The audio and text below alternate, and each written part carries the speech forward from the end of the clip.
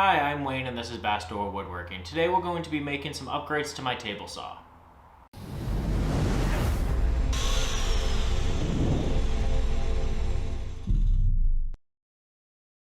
The upgrades we'll be making to the table saw today are to move the table saw fence rails to the right. This will give me more rip capacity on my table saw. And I'll also be installing this Wixey Saw Fence Digital Readout, or DRO. And this is going to solve just kind of a little annoyance problem that I have on my table saw, where I need to use a ruler or a tape measure from the fence to the blade to measure my cuts, because the scale on the rail has never been anywhere close, because this fence is an aftermarket fence for this saw and you can't line it up. This will allow me to zero it out and just have a quick reference for when I'm doing just normal ripping. Full disclosure, I have never seen this DRO installed, so I don't know how good it is. I bought this with my own money and it wasn't very cheap, so if it's very bad, I will let you know, and you can just skip buying it.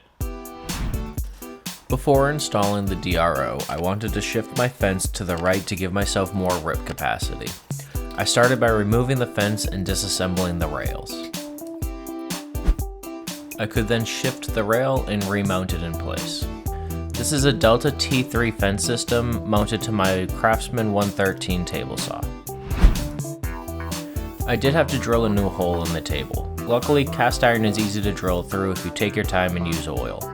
I drill a pilot hole with a small drill bit and then widen it to its final size with a larger drill bit. The T3 fence system has made a vast improvement to the saw and I highly recommend it. With the front rail mounted, I did the same to the back rail.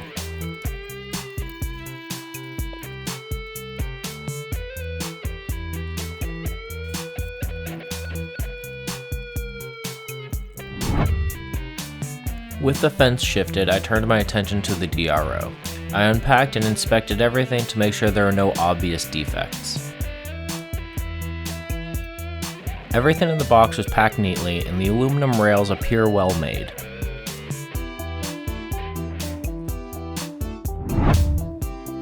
The first step in assembly was to connect the two aluminum rails. To do this, you thread 4 bolts into a little steel wedge.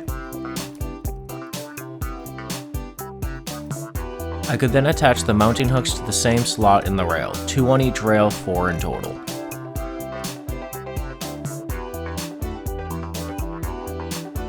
You may be asking, is a DRO even necessary for a table saw? And the answer is absolutely not, but it'll be fun to install and it might be cool to have after.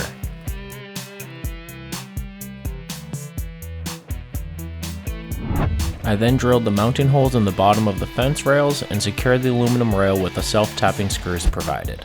The installation thus far has been very easy. The directions provided are adequate and everything has fit where it needs to fit so far. This will be on the calendar.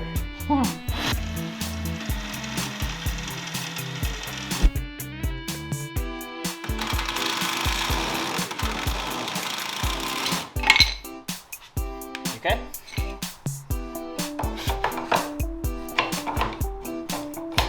Okay, last one.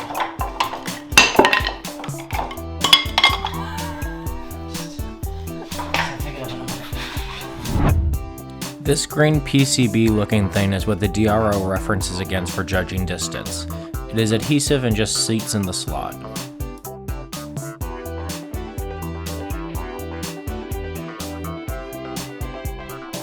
It comes with a little alignment pin for installing the second of the 2 sensor strips. The DRO attaches to the fence using a magnet, so I now had to attach the steel bracket to the cam of my fence. Look at me. Guy with 2 11/16" wrenches. Don't you fucking dare. This was the only piece that did not fit out of box. A couple of seconds with the file and it fit fine. Oh, look at that. Nice. You married well. Okay. The same to you. never denied that. Excuse me? I said I've never denied that. Saying up until this moment you had settled. If this is the only item you think I've settled on, you have some hard truths to face. Alright, so this thing is now against the blade and zeroed out, so if I move it,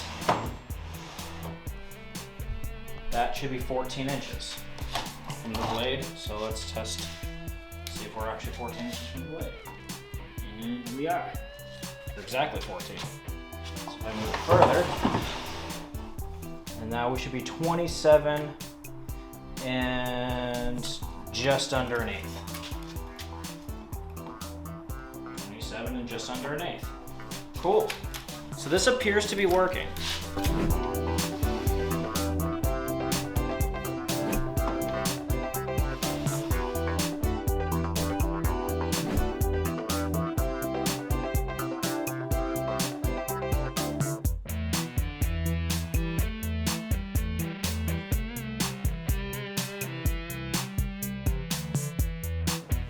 And it's all set. I now have way more rip capacity on my table saw, and the DRO for the table saw fence appears to be working pretty well. Time will tell how accurate it stays, but I'll keep you updated.